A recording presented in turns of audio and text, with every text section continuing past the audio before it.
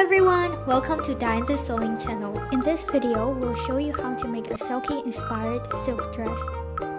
This gorgeous dress has ruffled trim straps, drawstring bow tie at the front, a square neckline, and a cute flowy flared skirt.